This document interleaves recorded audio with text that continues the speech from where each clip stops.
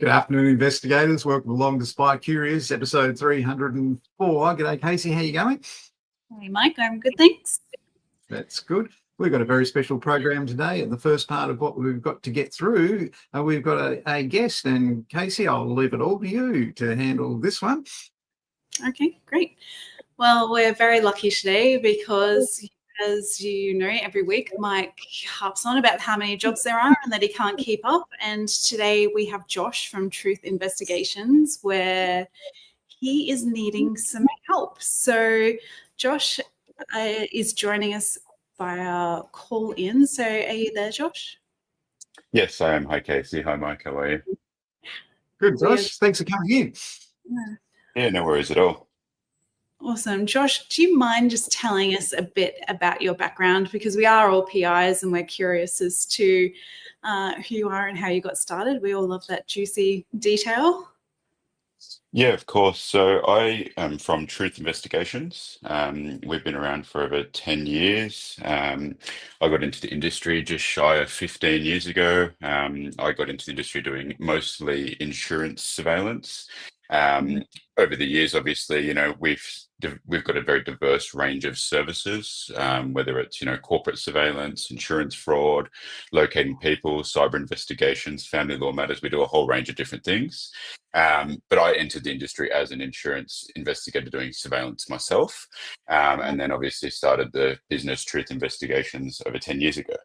And we service so many different clients, from councils, government agencies, corporates, individuals, you name it, we service them. And obviously different types of cases. We have a very, very broad range of different investigators as well. We've got males, females, young, old, ex-cops, ex-military, straight out of uni, dropouts from uni, all different types of people work with us, which makes it fun and exciting. Yeah, that's excellent. It sounds fantastic. And to have a investigation agency for 10 years and still going strong, it's quite the achievement. So congratulations. Thank you. And so who are you after? Are your ideal candidates that you would like to work with you in your business? Look, I mean, people that are, very easy to get along with, because obviously when you do investigations, as you know, you have to work very closely with people on a regular basis. So you want to have a good relationship with the people that you're working with, and mentoring and training as well, as you can imagine. So, open mind, good common sense, street smarts, license to be handy to. That's one step ahead. Good with technology, being able to use the computer, a camera, voice recorder, whatever's needed to do an private investigation. Having that common sense and, tech knowledge does help a lot as well. Yeah, excellent. And so you have a very diverse range of, oh my goodness, of services that you offer. Sorry, it's Friday. And what kind of investigators are you looking for? Do you want factual? Do you want surveillance? Who are you after? Or just someone that's willing to throw their hat in the ring and learn? Yeah, so a bit of everything, really. I mean, we do operate throughout Queensland, New South Wales, Victoria, South Australia, the ACT. So, I mean, we require different resources in different states at the moment. For example, in Sydney, we are looking for surveillance operatives. We do need a couple of new factual investigators in New South Wales as well. We're looking for surveillance operatives in Canberra. So it depends on which city is, depending on the resource as well. But most of the work that we do is related to field work, which involves surveillance. So I would say that most of our team are surveillance operatives, although we do have, a full-time, online investigation team as well, which does location searches, background checks, cyber cases as well. So at the end of the day, we are open to all types of roles within the investigation industry. Okay, excellent. So people just essentially get in contact with you and say, hey, I'm interested? Yeah, that would be awesome if they can either give me a call, send an email with a resume, catch up for a coffee, meet up in person. We've met a Yeah. few new recruits in the last week or so, and it is nice to get face to face and just see what they're all about. Yeah, absolutely. So, as you can see, if you're watching this live and not listening while driving, the email to contact Josh is scrolling down the bottom, and also his phone number. So, I know you're really busy, Josh. So, thank you so much for joining I've us. got a question. I've got a question. I've got a question. I've got a question. Josh, Sure, go ahead. the graduate students that come to you, they speak very highly of yourself and your organisation. That's a credit to you, mate. You survived 10 very hard years in this industry and established a very well respected in the industry business. Well done, Josh. That's great. Just to bring it Thank into you. perspective for people, can you give us an example of an investigation that you did that you're proud of as an organisation? Just one that comes to mind. This isn't pre-prepared. This is Josh on the spot. Just something that comes to mind that you sort of share with our viewers that you had a good outcome or a success with. Yeah, for sure. I mean, you're really putting me on the spot here, Mike. But I know there's well, thousands, but we're just looking for one small one with no names. yeah, I mean, one which was, quite rewarding was we did work for a government department. They were trying to serve a person that, they tried to find the guy for a couple of years. And it involved us doing quite extensive searches and quite a lot of field work. So it was a matter of, finding addresses known, to the person of interest, as well as, surveilling the address and stuff. And it took months to actually get a result. But by the time we served this person, the feeling, the rewarding feeling that we got and the adrenaline of it all was quite, remarkable. And I guess that's a pretty standout case because it took so long to get a result, not because of the work that we were doing, because of how hard and difficult the person was. And also how grateful the client was to actually achieve the outcome that we did. So that was definitely one of the biggest standout ones. Fantastic. So people that are licensed in Queensland, Victoria, New South Wales, they should still contact you through that email contact and send you a resume just for possibility of future work in that area as you grow. Yeah, please do. Anywhere down the East Coast is good. Yeah, so it's not just limited to New South Wales, and that's what's really impressive about your work. You've even taking it into Tasmania. That's done by recommendations and stuff like that, mate, and that's how it grows. So good on you. Thanks for coming in today, Josh. Josh from Truth Thanks. Investigations. I'll just put it up on the screen so you can see it, everybody. You can Google it. This is a Sydney base, but he has offices in Brisbane, Melbourne as well. Josh will be watching his email very closely. If you're licensed, send your resume, copy of your license to Josh. He's looking for a wide range of people. So don't be afraid. If you're a beginner with no experience, Josh has an onboarding program. He takes on people and he grows them into this. He doesn't expect you to be going out doing it by yourself. And you'll help them on board, won't you, Josh? Yeah, definitely. And that's something that we take a lot of pride in as well. Yeah, that's what the feedback came back to me was, look, your onboarding was first class. There was no one thrown to the wolves, and there's great stuff. Thanks for coming in, Josh. Really appreciate it, mate. No problem at all. Thanks, Mike. Thanks, Casey. Thanks, Josh. Good to talk to you. Yeah, my word. Get in touch with Josh big time now. Stop watching Spy Curious and get in touch with him. Yeah. Over the Christmas holidays, people, this is really important to hear. You just don't realise what a wider community you've got. This is a little bit sad and it's a little bit good too, but I just want to share it with you. She's a very popular girl in this program a couple of years back. Here she is. Hi Mike, I'm Laura. I'm just wondering, do I have to be an ex-police officer to be able to become a private investigator? Thanks. That's Laura, who's asked that question, which we've answered 1,000 times. Laura became a volunteer surf lifesaver. And during the Christmas break, she was on duty one afternoon. She actually saved 4 people's lives in one incident in one afternoon. So you never hear about this as a wider thing of what our investigators do. They do have other lives other than investigations. We're extremely proud of it. It did end in tragedy with one person, which was not the fault of any one of the rescue people. But Laura was part of the boat that rowed out and that went out and pulled 4 people out of it that were in great difficulty. These were children in great difficulty. down at her local surf lifesaving club. So well done, Laura. It was really good. So that's something that happened over the Christmas break that I just wanted to share with everybody. Is, you know, sort of people give out in the community in investigations all the time, and Laura does give up a lot of her work for her training and her effort down there, and so does her husband Connor as well. Great couple down in beautiful Tassie. Tassie's getting a bit of a push today. We've got a comment. We shared that. Oh, sorry, I already had that one. Where People, is- you've just People are being very quiet today, so make sure you say hello and so we know that we're not talking for ourselves. I know Mike is great company, but I would like some more in the room. And here we go. We'll pass it on. don't worry, they were alive over at Investigations Uni today. Certainly giving over there. Yeah, great work. It really was great work. It really was. I was really proud of them. Casey did actually visit her shortly after that happened.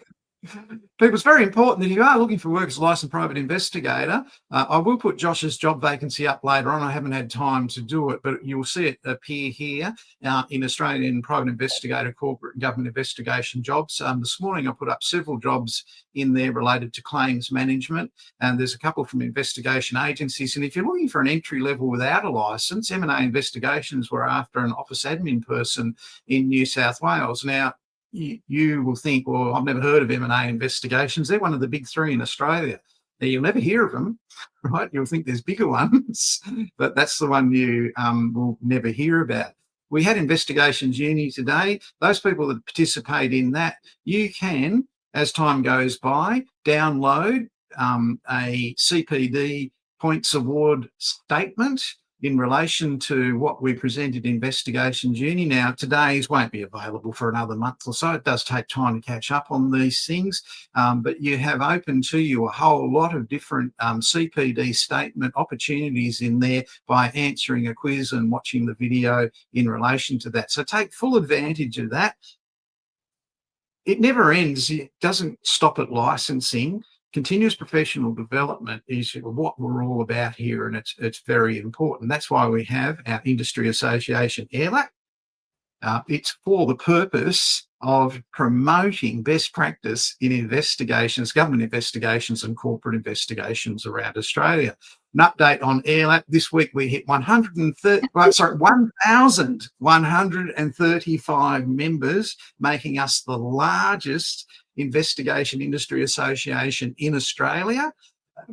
Not only just the largest, but the most active, because we're there every week. We're not there every couple of months. So that's great news. I was really pleased to see that. Another, I gave an update too on the Australian Security Academy over Investigations Uni today. We had a graduate student this week, graduated from the Australian Security Academy, who was born 3.5 years after we started the academy.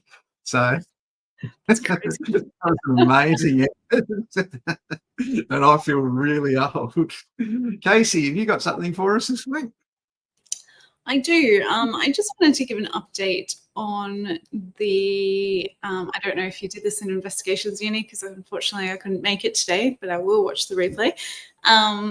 There was charges laid to one of the Bankstown nurses, which I found interesting. And I said that I was interested to see with such a complex investigation, and Commissioner Webb did come out and give a press conference saying it was incredibly complex, and the task force did an incredible job. When you're in investigations, you realize how complex investigations can be. And as Josh said, that one of his most rewarding investigations was really complex, and they really had to persist for months, and it was hard work. So, and field work, which is hard as well. So having that perseverance and having those complex cases is one of the things that really good investigators thrive on, because you just want to keep going and you want the answers. You don't give up and go, oh, this isn't working. No, I can't find them. No, I can't do that. You persist, obviously, depending on how the client feels about that. But don't get down on yourself if you can't find something, because this Bankstown testament is this Bankstown news article, case is testament to how complex, how seemingly it should be straightforward, right? Because you've got video evidence of someone saying something, and it should be straightforward, but it is not. The behind the scenes is very complex, and we have laws and acts that we have to adhere to. So the so there was 3 charges laid. So these included threatening violence to a group, using a carriage service to threaten to kill, and using a carriage service to menace, harass, or offend. So these are the 3 that were used, and I'm a bit of a nerd when it comes to the legal side. So just knowing the boxes that they would have had to have ticked to have actually laid the groundwork for those charges. They're only going to lay those charges if they think they're going to stick. If they don't think they're going to stick, they wouldn't have gone through with it. And remember, they've only charged 1 nurse so far. So it's really fascinating how that works. And Commissioner Webb saying how complicated. Sorry, Mike, you go. Yeah, the police came out and laid those criminal charges in relation to that. And in Investigations Uni today, we looked at the aspects of that from internal disciplinary inquiry point of view, which is, again, that's completely different because that focuses on process, policy and procedure and departures from it in the workplace, that sort of thing, which would be done by a government department, and they would instruct someone like Josh, an investigation agency or advisory or whatever, to have an investigator go and do it. Really interesting investigations when you do them. Quite often what you expect isn't what you get. I was once asked to go and conduct an investigation in relation to a lady that was being uncooperative about her claim in the workplace, and effectively, that was my instruction. She was being uncooperative. Please contact her and find out what's going on. Well, I went and spoke to her. I made an appointment to see her. I went and spoke to her. I told her she could have a friend or a support person present. And I got to her house. She invited me in. We sat down on her kitchen table and she went all through it. Basically, she said, I've been sitting here for the last 3.5 years next to the telephone waiting for work to ring me back and contact me in relation to it, and nobody has. She's got no mail correspondence, no phone contact, no one had spoken to her, and the thing's left hanging. So I didn't get what I expected. And my report said simply, the facts in this matter, no one's contacted her. Now, again, as always, and I must emphasise, people, I cannot overemphasise this. This is really important. You do criminal investigations, Bitcoin, stuff like that. Generally, there'll be an outcome that, someone's charged with it, might go to court. Well, it would be in the papers. You always know about it. What we do as licensed private investigators or as government investigators, 99% of the time you will not know the outcome of that investigation, which is really frustrating. It's not just because you're lowly Certificate 3 investigative services person like myself. It does. It's not because you're a lowly person that's kept out of the loop. They negotiate a settlement, they sign a confidentiality agreement, and you know nothing about it. Now, this doesn't just happen with you as a Certificate 3 person operating in the regions. It happens at KPMG, Ernst Young, PricewaterhouseCoopers, all the big advisories, all the big investigation agencies. It's common, and so get used to it. If you have a teacher that's telling you they know all about all the outcomes of investigations, they're lying to you. It's not true. You don't know. And it's one of the frustrating things in relation to what we do, but it's the same for everyone, so there's no need to be frustrated about it. Now, another thing that's come up this week, and really I'm going to keep doing this till I'm blue in the face. I had a young lady on our social networking Facebook page ask for a mentor to study her Certificate 3 in investigative services. Now, she wasn't one of my students, right? So I can't blame her for asking. And look, asking for a mentor is really great. That's fantastic, right? She's out there trying to get ahead. And I explained to her nicely, look, if I put that up on Facebook, you'll get contacted by 7 people immediately who will seem friendly, want to help you, interested in you. They will say, don't go and pay any attention to what's in that course crap. That's what they'll say to you. They'll work you. They'll say, come out with me, meet me. I'll show you how to do it like they do it in the real world. And I'll get you work as well.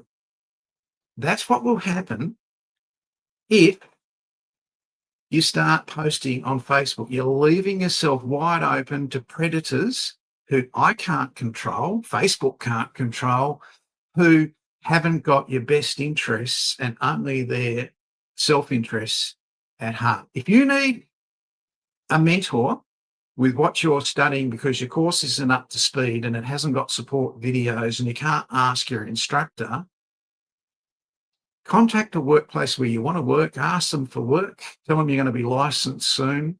They will provide a mentor for you if they think you've got potential. They will. And it'll be a lady. And there won't be any concerns about your occupational health and safety. And that workplace will know that person, so it's safe to do.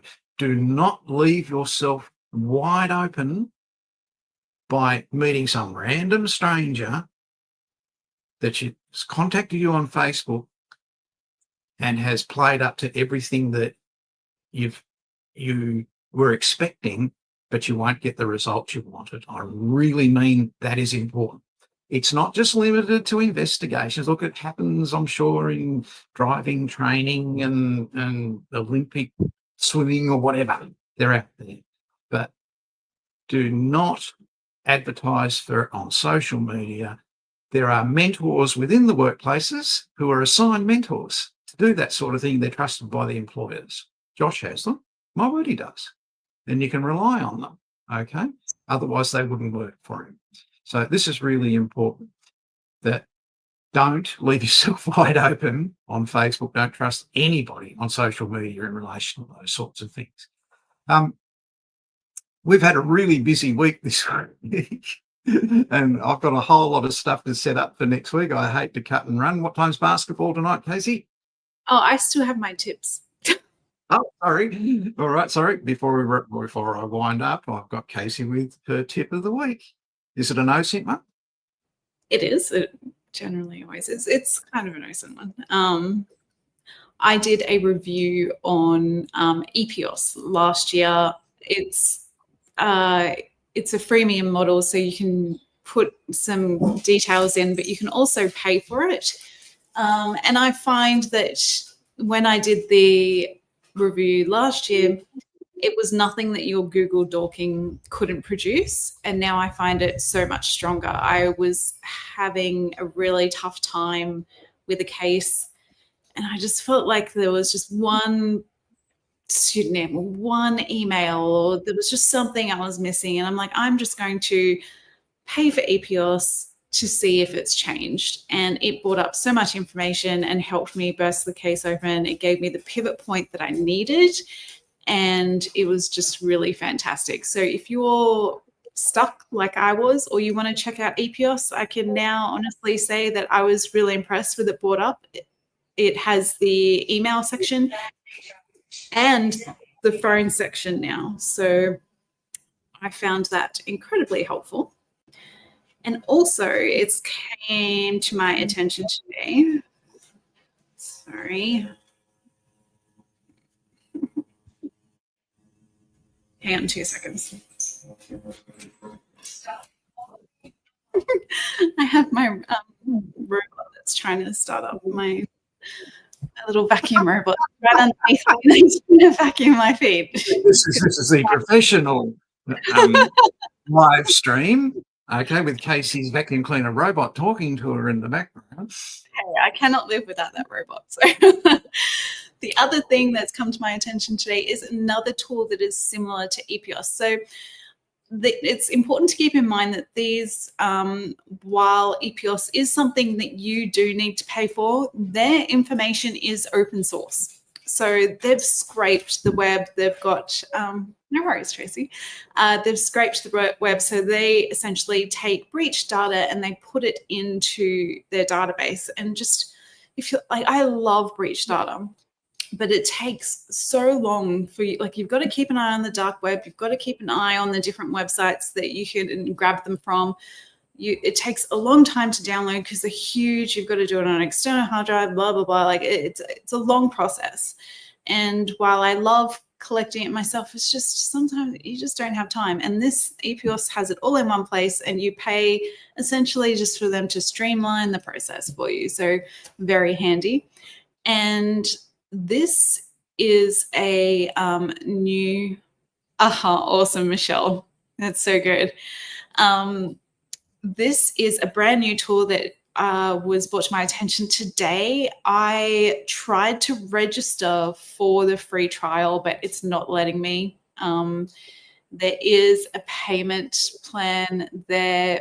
People seem to be raving about it. There are a lot of modules that they have installed there that they've scraped data from.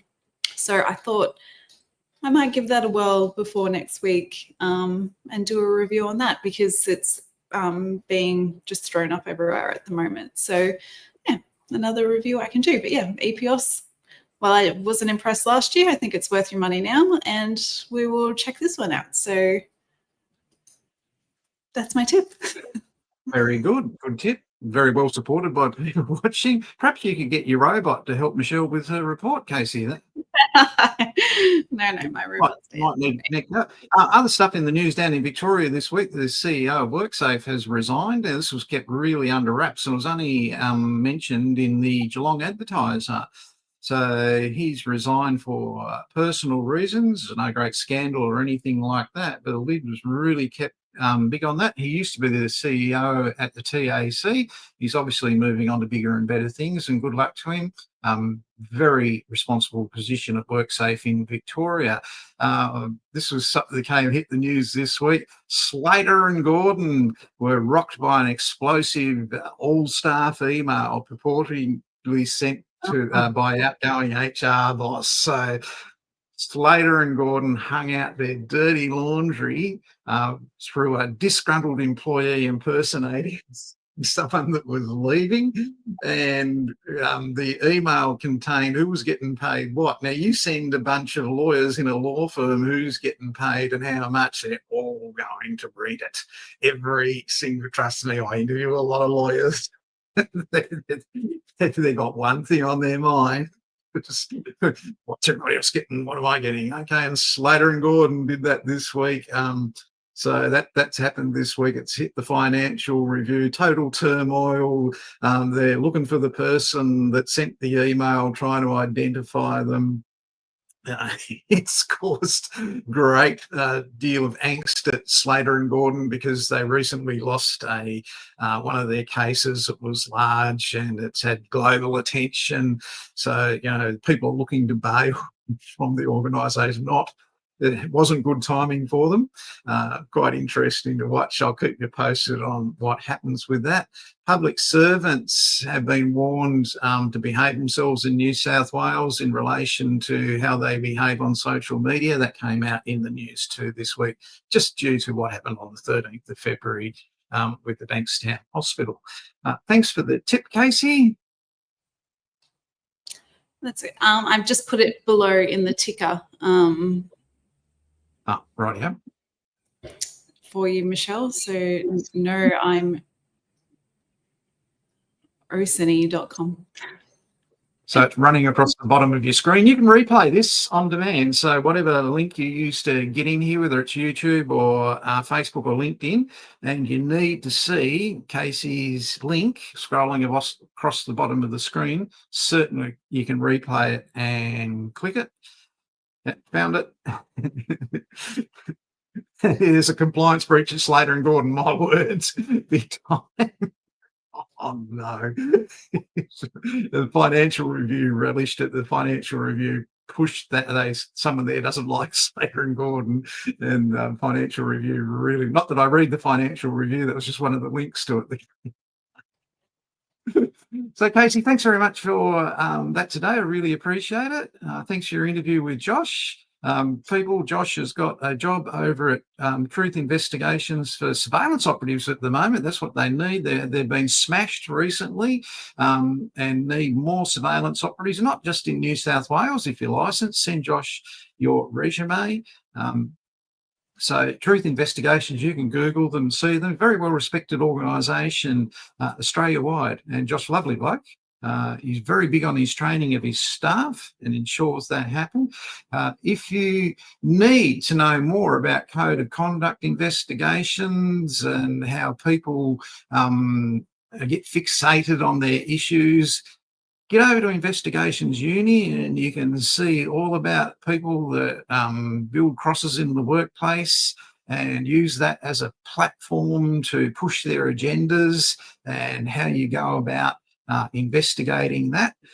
That's all there, replayable on demand. If you're an Australian Security Academy graduate and you haven't got access to that, get in touch with me and Casey and I will make sure you're included on the playlist. Thanks, Case. Good luck tonight with the basketball. Thank you. What time's it on? 7:30. 7. Oh, God, goodness me. Why? And did you win this week? I've got to buy. Oh, right. Okay. All right. So back in action next week. Yeah. All right, people. That's Vicarious for this week. We'll see you again next week for episode 305.